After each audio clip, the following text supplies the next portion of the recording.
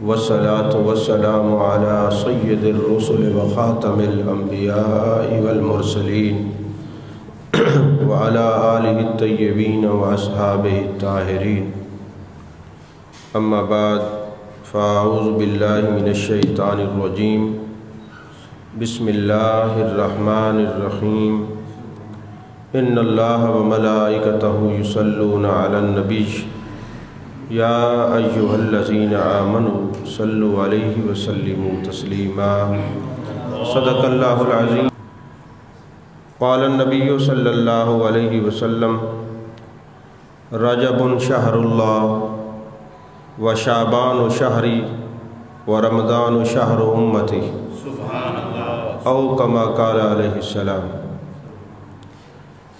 یا من بدا جمالک من کل ما بدا بادا ہزار جان کے مقدس تو رافدہ ما ام مدحت محمدم بمقالتی لیکن مدحت مقالتی بمحمدی۔ تمام تعریفیں اللہ تبارک و تعالیٰ کے لیے ہیں جو خالق کائنات بھی ہے، مالک شجاعت بھی، جو احد بھی ہے، صمد بھی ہے، جس کی شان لم یلد بھی ہے ولم یولد بھی۔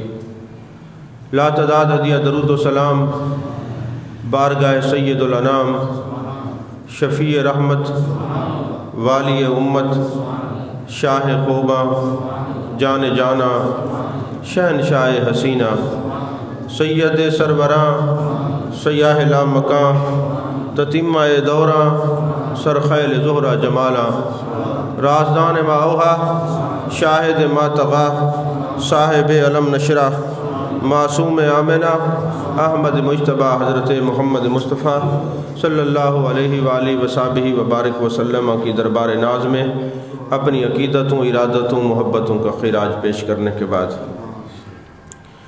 عزیزان محترم، چونکہ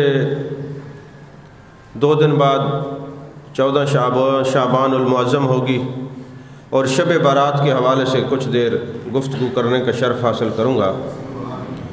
میرے آقا کریم صلی اللہ علیہ وسلم ارشاد فرماتے ہیں، کنز المال کی حدیث پاک ہے کہ رجب شہر اللہ، رجب اللہ کا مہینہ ہے، رجب اللہ کا مہینہ ہے، و شعبان و شہری، اور میرے آقا فرماتے شعبان میرا مہینہ ہے، و رمضان و شہر امتی، اور رمضان المبارک میری امت کا مہینہ ہے۔ صرف رجب اللہ کا مہینہ ہے، باقی مہینے نہیں ہیں، مہینے تو سارے اللہ کے ہیں، لیکن اللہ تبارک و تعالیٰ کے محبوب نے فرمایا، اللہ فرماتے ہیں محبوب رجب میرا مہینہ ہے۔ کس لیے؟ کہ رجب میں نے اپنے یار کو معراج کرائی ہے اور اپنا دیدار کروایا ہے، اور شعبان میرے آقا فرماتے ہیں میرا مہینہ ہے، اور رمضان میری امت کا مہینہ ہے۔ رمضان جو ہے وہ رمض سے ہے، اس کا معنی ہے جلانا۔ رمضان کا جو مہینہ ہے وہ گناہگاروں کے گناہوں کو ختم کر دیتا ہے، جلا دیتا ہے، اس لیے اس کو رمضان کہتے ہیں۔ یعنی اللہ تبارک و تعالیٰ اپنے محبوب کی امت کے گناہ اس مہینے میں ختم کر دیتا ہے، مصفہ، مزکہ اور مجلہ کر دیتا ہے، اس لیے اس کو رمضان کہا جاتا ہے۔ اور شعبان میرا مہینہ ہے، اس کے بہت ساری وضاحتیں علماء نے لکھی ہیں، صرف میں ایک وضاحت کر کے پھر اپنی آگے گفتگو کو مکمل کروں گا۔ میرے آقا علیہ السلام نے جو فرمایا شعبان میرا مہینہ ہے، تو امام قسطلانی مواہب اللدنیہ میں لکھتے ہیں، ان شہر شعبان شہر الصلاۃ علی رسول اللہ صلی اللہ علیہ وسلم لأن آیت الصلاۃ یعنی ان اللہ و ملائکتہ یصلون علی النبی یا ایھا الذین آمنوا صلوا علیہ وسلموا تسلیما نزلت فیہ، بے شک شعبان میرے آقا علیہ السلام پر درود و سلام بھیجنے کا مہینہ ہے، کیونکہ یہ وہ مہینہ ہے جس میں یہ آیت نازل ہوئی، ان اللہ و ملائکتہ یصلون علی النبی۔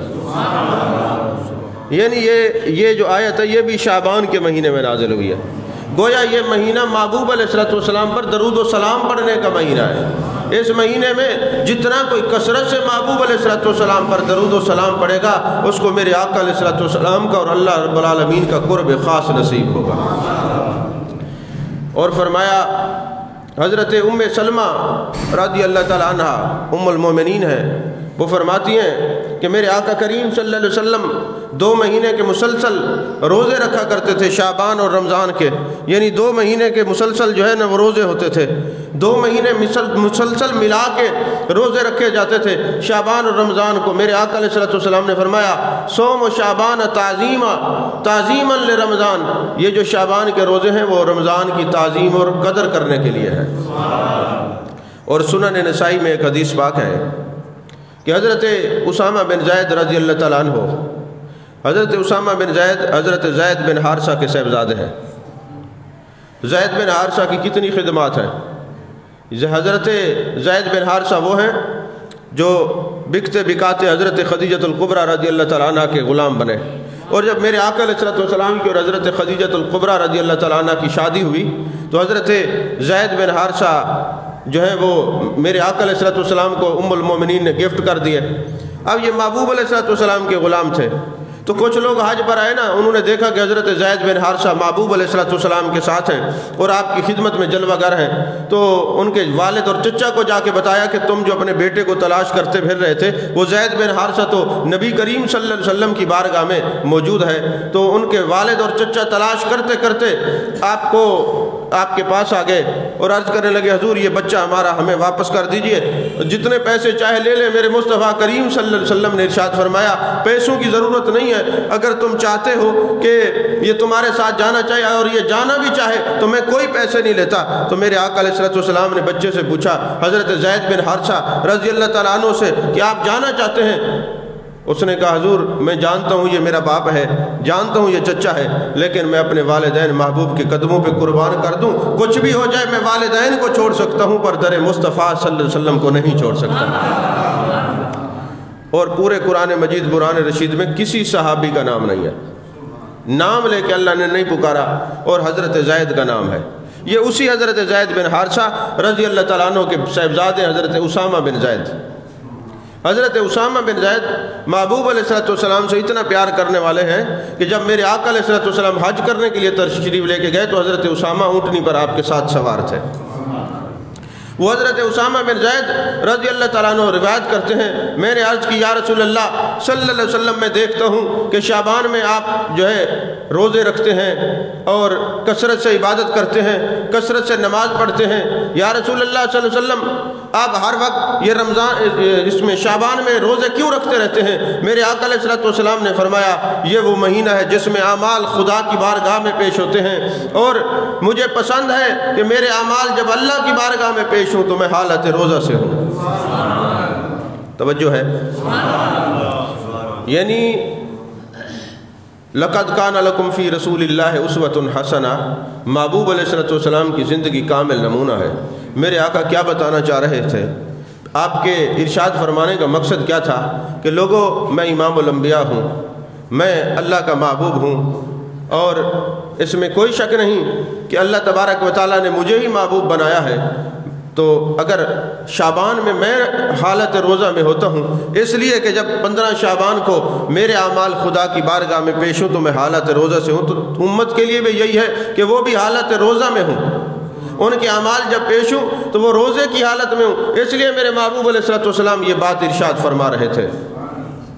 اسی طرح مسند ابو یعلا کی حدیث پاک ہے، یہ ساری حدیثیں میں اس لیے پڑھ رہا ہوں کہ اکثر لوگ کہتے ہیں کہ یہ شعبان کا تو نام ہی نہیں ہے، شعبان کے بارے میں تو پتہ ہی نہیں ہے، شعبان تو تم لوگوں نے یہ بنایا ہوا ہے کہ شب رات میں عبادت کرتے ہو، اس کی تو فضیلت ہی نہیں ہے۔ تو اس لیے یہ میں حدیثیں بیان کر رہا ہوں تاکہ پتہ چل جائے کہ یہ شعبان المعظم کا جو مہینہ ہے میرے مصطفیٰ کریم صلی اللہ علیہ وسلم نے فرمایا میرا مہینہ ہے، اور اسی شعبان میں یہ آیت درود نازل ہوئی ہے، اور اسی شعبان کی فضیلت کیا ہے۔ اس لیے میں نے 4 حدیثیں آپ کو سنا دی، 5ویں حدیث سنانے لگا ہوں۔ توجہ ہے، مسند ابو یعلا کی حدیث پاک ہے، حضرت ام المومنین حضرت عائشہ پاک رضی اللہ تعالیٰ عنہ ارشاد فرماتی ہیں میرے محبوب جلوہ گر تھے، میں نے سوال کیا یا رسول اللہ صلی اللہ علیہ وسلم شعبان کے مہینے میں آپ کثرت سے روزے رکھتے ہیں اور شب و روز عبادات میں گزار دیتے ہیں، یا رسول اللہ صلی اللہ علیہ وسلم اس کا سبب کیا ہے؟ تو میرے آقا علیہ السلام نے فرمایا بے شک اس ماہ میں اللہ تبارک و تعالیٰ تمام مرنے والوں کے نام لکھ دیتا ہے۔ یہ 14 شعبان کی جو رات آتی ہے تمام مرنے والوں کے نام لکھ دیتا ہے، اور میں نبی یہ پسند کرتا ہوں جب میری اجل آئے تو میں حالت روزہ سے ہوں، یعنی میرے اعمال جب خدا کی بارگاہ میں پیش کیے جائیں۔ یہ نمونہ ہے نا محبوب علیہ السلام کی زندگی۔ اور اسی طرح چھٹی حدیث شعب الایمان کی حدیث پاک ہے، میرے مصطفیٰ کریم صلی اللہ علیہ وسلم ارشاد فرماتے ہیں کہ ایک شعبان سے دوسرے شعبان تک انسان کے فوت ہونے کا جب وقت جو ہے وہ لکھ دیا جاتا ہے، یعنی یہ جو شب برات کی رات ہوگی اللہ کی بارگاہ میں سب کے اعمال پیش ہوں گے تو اس سال لکھ دیا جائے گا کہ اگلے سال تک کس نے زندہ رہنا ہے، کس کا وصال ہونا ہے۔ یعنی یہ شعبان کی جو رات ہے یہ لوگوں کا یہ لکھ دیا جاتا ہے کس نے مرنا ہے، کس نے جینا ہے۔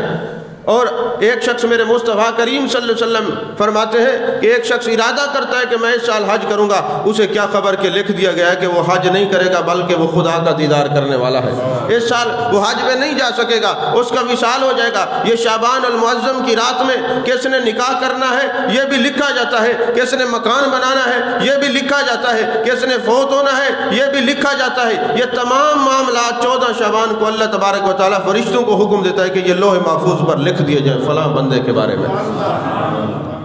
اس لیے یہ عبادت کی رات ہے، گریہ زاری کرنے کی رات ہے، اپنے رب کو منانے کی رات ہے، استغفار کی رات ہے، اپنے محبوب علیہ السلام پر درود و سلام پڑھنے کی رات ہے۔ حضرت امام حسن مجتبیٰ رضی اللہ تعالیٰ عنہ نواز رسول صلی اللہ علیہ وسلم ہے، شبیہ مصطفیٰ صلی اللہ علیہ وسلم ہیں۔ آپ فرماتے ہیں جب یہ شب رات کی رات آتی تھی تو میں رات کو 3 حصوں میں تقسیم کرتا ہوں۔ ایک حصے میں اپنے نانا پر درود پڑھتا ہوں، اور ایک حصے میں قیام کرتا ہوں، اور ایک حصے میں ساری رات سجدے میں گزار کر رب کی بارگاہ میں گریہ کرتا ہوں، اپنے رب کو منانے کا جو ہے انتظام کرتا ہوں۔ اور 8ویں حدیث پاک یہ ہے، ہاں تو میں عرض کر رہا تھا کہ اس سال مرنے والوں کا نام لکھ دیا جاتا ہے، تو حضرت مجدد پاک مجدد الفسانی جو ہے رضی اللہ تعالیٰ عنہ، حضرت مجدد الفسانی فرماتے ہیں کہ جب یہ شب رات کی رات آئی نا تو آپ اپنے گھر میں ٹہل رہے تھے، تو آپ کی گھر والی نے کہا حضور آج پتہ نہیں کیا خبر کس کا نام لکھ دیا جائے گا، کون رہے گا کون نہیں رہے گا، کون زندہ رہے گا اس کا وصال ہو جائے گا۔ ایسے ہوتے ہیں نا گھروں میں جیسے باتیں کرتے ہیں، تو آپ نہ فرمانے لگے آپ تو یہ کہہ رہی ہیں کہ کون اس سال زندہ رہے گا کون فوت ہوگا، ہم نے دیکھ لیا لوح محفوظ پر ہمارا بھی نام لکھا گیا، ہمارا بھی اس سال وصال ہو جائے گا۔ یعنی ایسے بھی اللہ کے بندے ہیں۔ حضرت مجدد الفسانی کوئی عام شخصیت نہیں ہے، اتنے بڑے ولی کامل، اتنے بڑے بزرگ، فرماتے ہیں ہم نے لوح محفوظ پہ دیکھ لیا ہے۔ اور سیدھی سی بات ہے اگر کسی کو کوئی اعتراض وارد ہو، کوئی شبہ ہو، تو اس کا ازالہ یہی ہے کہ اللہ فرماتے ہیں جب کوئی کثرت سے فرض نماز ادا کرنے کے بعد کثرت سے نوافل پڑھتے ہیں تو میں ان کی آنکھ بن جاتا ہوں، وہ نہیں دیکھتے میں دیکھتا ہوں۔ اور امام فخر الدین رازی نے فرمایا یہ جو اللہ فرماتے ہیں میں ان کی آنکھ بن جاتا ہوں، وہ نہیں دیکھتے میں دیکھتا ہوں۔ رال قریب اول بعید، ان کے لیے دور کی جو سمتیں جہتیں ہوتی ہیں وہ سمٹ کر قریب آ جاتی ہیں، دور اور قرب اور بعد کی جو کیفیات ہیں وہ ختم ہو جاتی ہیں۔ وہ جیسے نزدیک والوں کو دیکھتے ہیں ایسے دور والوں کو دیکھتے ہیں، یہ جو اللہ والے ہیں اسی طرح جو زمین پر بیٹھے ہوتے ہیں تو لا مکان تک ان کی نظر چلی جاتی ہے۔ تو 8ویں حدیث پاک شعب الایمان کی حدیث پاک ہے۔ یہ کس چیز کی حدیثیں بیان کی جا رہی ہیں؟ شب رات کے فضائل کی، توجہ ہے نا۔ تو 8ویں حدیث پاک جو یہ کہتے ہیں ایک حدیث بھی نہیں ہے شب رات کے بارے میں، یہ لوگوں کا یہ بس یہ سنیوں کا جناب والا اپنے پیٹ کا دندہ ہے جی، یہ ساری رات عبادت کرتے ہیں۔ اچھا مجھے یہ بتائیں جو بندہ ساری رات نوافل پڑھتا ہے کس کی عبادت کرتا ہے؟ جو ذکر کرتا ہے کس کا ذکر کرتا ہے؟ جو استغفار کرتا ہے کس کے لیے کرتا ہے؟ اپنے لیے کرتے اور اللہ کو راضی کرنے کے لیے کرتا ہے۔ اب زمانہ یہاں تک پہنچ گیا کہ خدا کی بھی عبادت نہیں کرنے دیتے۔ اب دیکھیں نا آپ جنازے کے بعد دعا مانگنے پر باعث کرتے جی دعا نہیں مانگنی۔ میں نے کہا تم گستاخی تو یہاں سے شروع کی تھی کہ اولیاء سے مانگتے ہو، معاذ اللہ سے ہی سارے مانگتے، کوئی کسی سے نہیں مانگتا، اللہ ہی دیتا ہے جس سے مرضی دلوا دے۔ لیکن مسئلہ یہ ہے کہ اب مرنے والے کے لیے یہی کہا جاتا ہے اللہ اس کو بخش دے، اب خدا سے بھی نہیں مانگنے دیتے۔ اور سادہ سی بات ہے، میں اپنے دوستوں کو کہتا رہتا ہوں کہ یار مجھے یہ بتاؤ اگر میں کھڑا کر کے لوگوں کو کہوں کہ نماز جنازہ سناؤ تو اللہ ماشاءاللہ 100 میں سے 10 کو آئے گا، ایسا ہے کہ نہیں ہے؟ ایسا ہی ہے نا۔ تو اب جنازے کے اندر کی جو دعا ہے وہ تمہیں نہیں آتی، بہر والے یہ ملا نہیں مانگنے دیتے، مرنے والے کے لیے کیا کیا تم نے؟ جس باپ نے ساری زندگی تمہیں کھلایا پلایا، شب و روز نہ دھوپ دیکھی نہ چھاؤں دیکھی، کماتا رہا، آج کتنے افسوس کی بات ہے اس کا جنازہ ہے اور بیٹے کو جنازہ نہیں آتا، کتنا بڑا دھوکہ ہے۔ اور پھر اوپر سے جناب والا یہ مصیبتیں نازل ہو گئیں کہ جو دعا نہیں مانگنے دیتی، اندر کی دعا تمہیں نہیں آتی، باہر والی یہ نہیں مانگنے دیتے، کیا منہ دکھاؤ گے قیامت والے دن ابے کو یا ماں کو؟ کیا منہ دکھاؤ گے کہ اماں تو فوت ہوئی تھی، صرف مولوی صاحب کو جنازہ آتا تھا، ہمیں تو جنازہ ہی نہیں آتا تھا؟ یہ وفا ہے اپنے والدین کے ساتھ؟ تم بھائی مجھ سے اگر کوئی پوچھتا ہے کہ جی ہمیں نماز جنازہ نہیں آتا تو میں کیا کروں، تو میں یہی کہتا ہوں یاد کرو، میرے پاس اس کے علاوہ کوئی حال نہیں ہے کہ تم کم از کم اپنے باپ سے تو وفا کرو جس نے نہ دھوپ نہ چھاؤں نہ جھوٹ نہ سچ کما کے تمہیں کھلایا، تمہیں پال پوس کے بڑا کیا، آج مرتے وقت کم از کم تمہیں اتنی تو وفا ہونی چاہیے کہ تمہیں نماز جنازہ تو آتا ہو نا، باپ کی تم قبر کے ساتھ اس کے جسم کے ساتھ جنازے کے ساتھ کھڑے ہو کے تم دعا تو مانگ سکو اپنے باپ کے لیے، نہیں ایسا نہیں ہے۔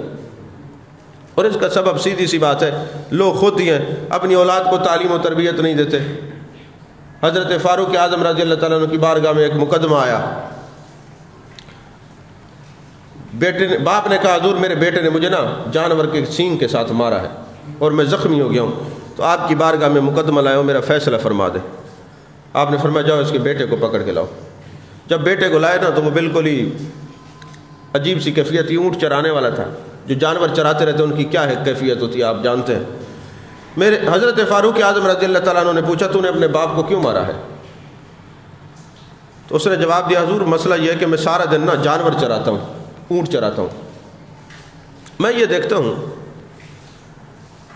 کہ جب دو جانور آپس میں لڑتے ہیں، یعنی دو اونٹ آپس میں لڑتے ہیں، تو میرا باپ کیا کرتا ہے ڈنڈا اٹھا کے دونوں کو مارتے، دونوں ایک سائڈ پہ ہو جاتے ہیں۔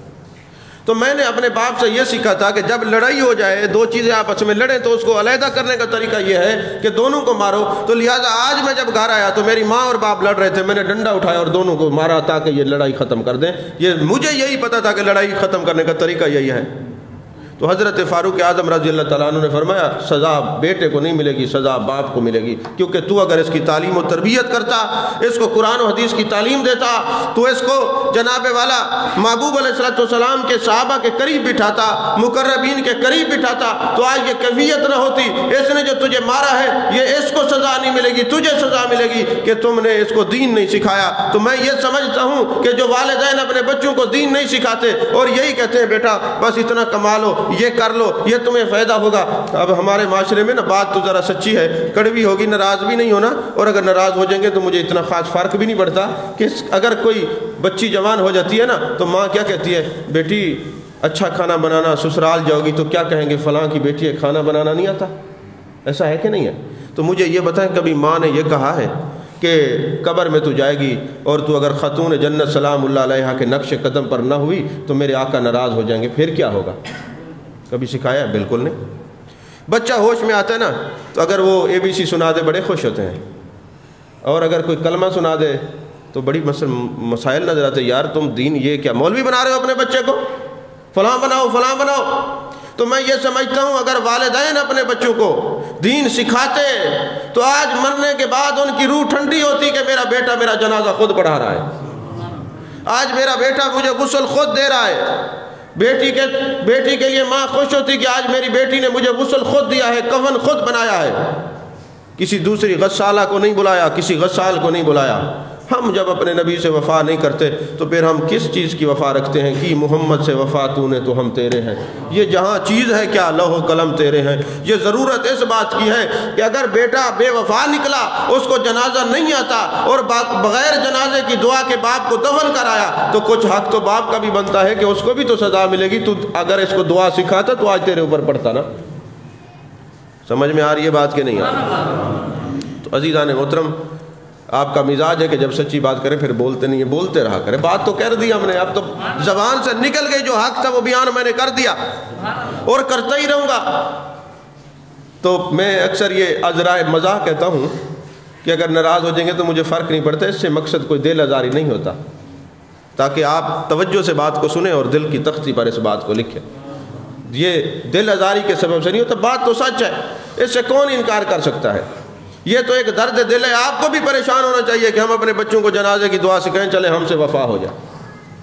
تو عزیزان محترم، 8ویں حدیث پاک شعبان المعظم کے حوالے سے حضرت ام المومنین حضرت عائشہ صدیقہ رضی اللہ تعالیٰ عنہ فرماتی ہیں کہ میرے آقا علیہ السلام نے فرمایا کہ میرے پاس جبریل امی آئے اور عرض کرنے لگے یا رسول اللہ صلی اللہ علیہ وسلم، یہ جو 15ویں رات آنے والی ہے، 14 کا دن اور 15ویں کی رات شعبان المعظم کی، اللہ تبارک و تعالیٰ قبیلہ بنی کلب کے بکریوں کے بالوں سے کے برابر لوگوں کو جہنم سے آزاد فرما دیتا ہے۔ اچھا، اکثر دوست سوال کرتے ہیں یہ قبیلہ بنی کلب کے بارے میں کیوں حدیث ہے؟ اصل میں نا اس قبیلے کے بعد جو بکریاں تھیں نا ان کے بال بڑے بڑے تھے، اور اتنا زیادہ بال تھے کہ بال تو اپنے سر کے بھی گنتی نہیں ہوتے۔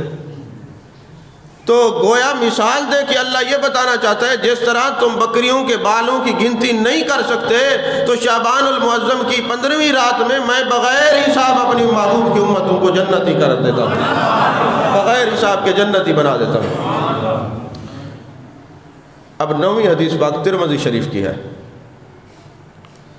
چلیں، یہ جو ٹی وی پہ بیٹھ کے بک بک کرتے ہیں کہ حدیث ہی نہیں ہے، آپ تو سن رہے ہیں نا باہوش و آواز کے، یہ 9ویں حدیث ہے ترمذی شریف کی، سیاستہ میں سے ہے۔ حضرت ام المومنین حضرت عائشہ صدیقہ رضی اللہ تعالیٰ عنہ فرماتی ہیں میرے آقا کریم صلی اللہ علیہ وسلم میرے بستر پر میں جلوہ گر تھے۔ جب میری آنکھ کھلی تو میں نے دیکھا میرے آقا کریم صلی اللہ علیہ وسلم اپنے بستر پر جلوہ گر نہیں ہے۔ میں آپ کو تلاش کرتی کرتی باہر نکلی، جنت البقیع قبرستان ساتھ تھا۔ جب میں وہاں پہنچی تو میرے محبوب علیہ السلام وہاں پہ جلوہ گر تھے۔ ایک حدیث پاک کہ آپ سجدہ ریز تھے، دونوں روایات موجود ہیں۔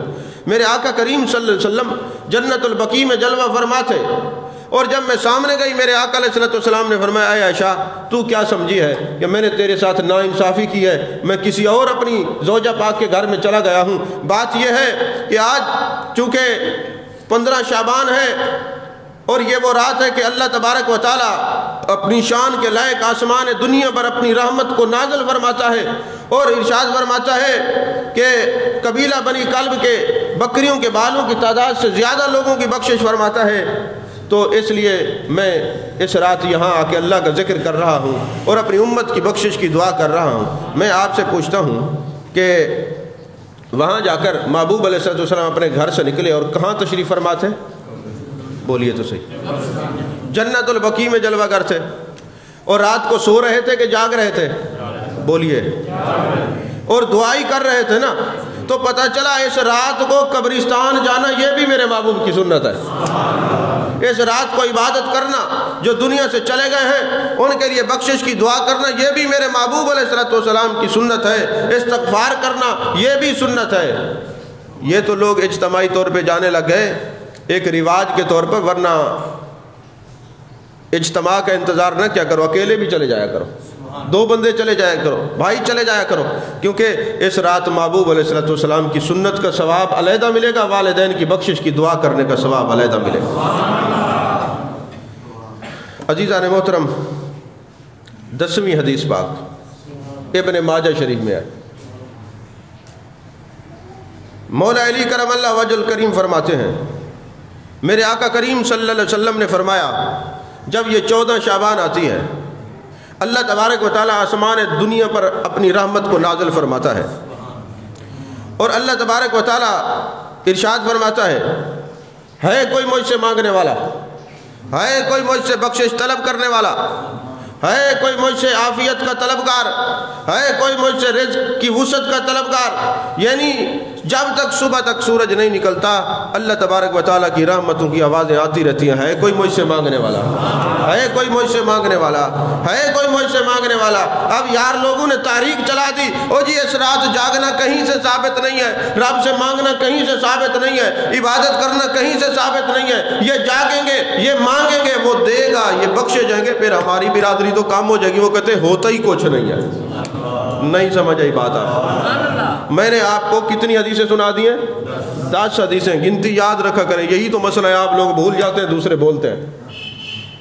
یہ پوری دنیا پہ نیٹ کے ذریعے یہ جا رہے ہیں جو یہ کہتے ہیں کہ کوئی ایک حدیث نہیں ہے، میں نے الحمدللہ اللہ کے فضل و کرم سے 10 حدیثیں سنا دی ہیں۔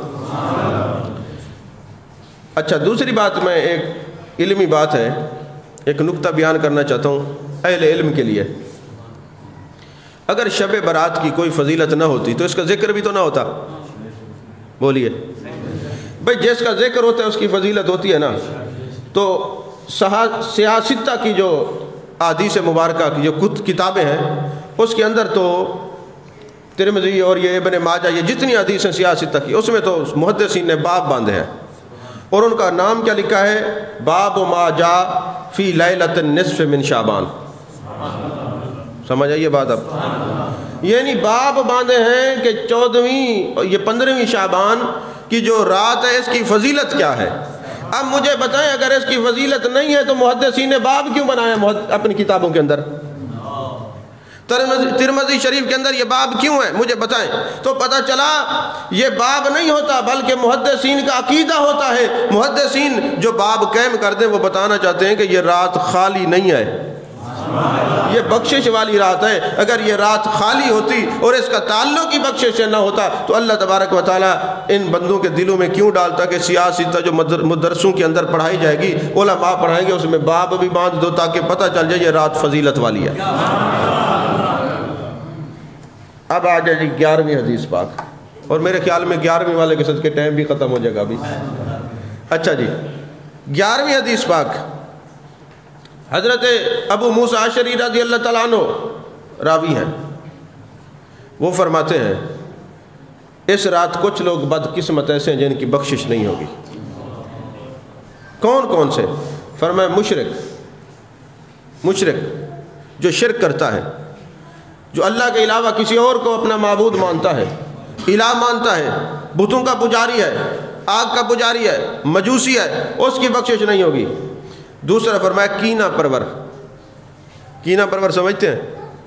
جو ہر ایک کے لیے مفت میں ہی دل میں بغض رکھے، کبھی کسی سے سلام دعا چھوڑ دے، اور جناب والا ہر وقت لوگوں سے ناراض رہے، وہ جی فلانا ایسا لوگوں کے عیب و نقائص بیان کرتا رہے۔ تو فرمایا وہ کینہ پرور وہ بھی اس رات محروم رہے گا۔ اگر کسی کے اندر یہ چغل خوری کی عادت ہے تو اٹھنے سے پہلے ترک کر دے تاکہ اس رحمت سے اس رات سے فیض یاب ہو سکے۔ ہونناک ہے سبحان اللہ، مشکل بات کر دی ہے نا۔ تو کینہ پرور جو دلوں میں بغض رکھتا ہے اس کو اس رات سے کوئی فیض نہیں ملے گا، اس کی بخشش نہیں ہوگی جب تک وہ توبہ نہ کر لے۔ پھر میرے مصطفیٰ کریم صلی اللہ علیہ وسلم نے فرمایا قطع تعلقی کرنے والا، خون کے رشتوں کو توڑنے والا، قطع تعلقی بغیر کسی شرعی عذر کے، ہاں کسی کا کوئی رشتہ دار بد مذہب ہو جاتا ہے، گستاخ ہو جاتا ہے، پھر اسے سوشل بائیکاٹ کا حکم ہے، اس میں وہ قطع تعلقی میں نہیں آتا۔ کسی کا رشتہ دار گستاخ رسول ہو جائے وہ قطع تعلقی میں نہیں آتا، اس سے تو تعلق رکھو گے تو تب بندہ گناہگار ہوگا۔ یہ قطع تعلقی وہ بہن بھائیوں کے رشتے جو اپنے ذاتیات پر ہیں، اسے میرے لالے میں کو سلام نہیں کیتا، نہیں بولے تھا چکے دیوے، یہ وہ قطع تعلقی کرنے والا وہ تعلق، وہ شرعی نہیں۔ شرعی عذر کی ایک اور بات ہوتی ہے، سب کو ایک نظر سے نہیں دیکھا جاتا۔ تو قطع تعلقی کرنے والا اس رات میں فیض یاب نہیں ہوتا، اس کے لیے رحمت اور بخشش کے دروازے نہیں کھلتے۔ اور ایک شرابی، شراب پینے والا،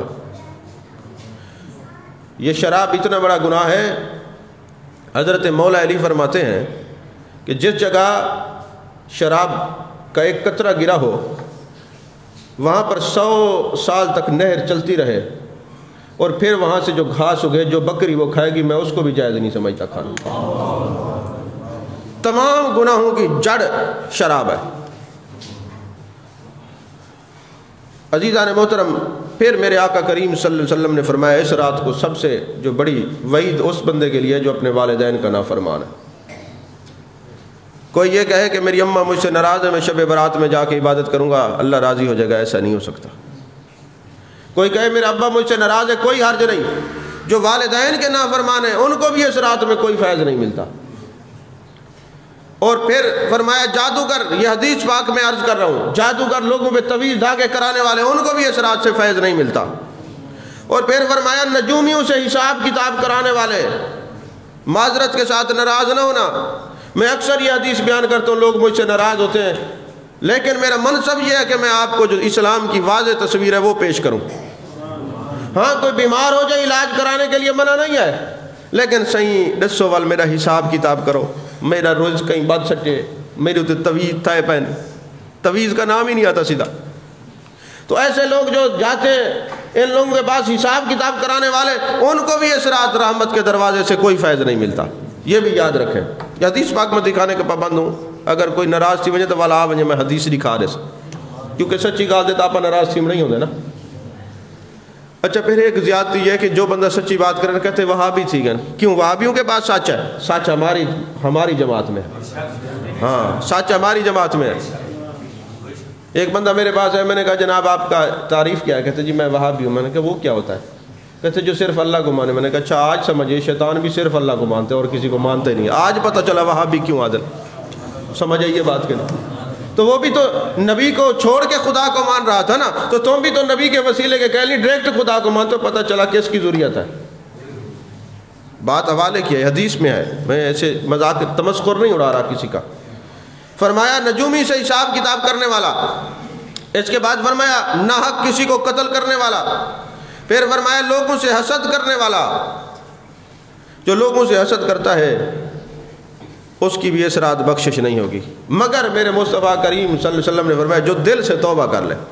یہ جتنے میں نے نقائص بیان کیے اگر ان میں سے کسی کے اندر کچھ ہے وہ اس رات توبہ کر لے اور آئندہ چھوڑ دے۔ ابن قیم جوزی کہتے ہیں کہ شبراج کی رات تھی، میں جا رہا تھا مسجد میں جا کے عبادت کروں، تو میں جب گیا تو میں نے دیکھا نا ایک منظر جو تھا، دیکھے نا سمجھنے والوں کو چھوٹی سی بات سے بھی سبق مل جاتا ہے۔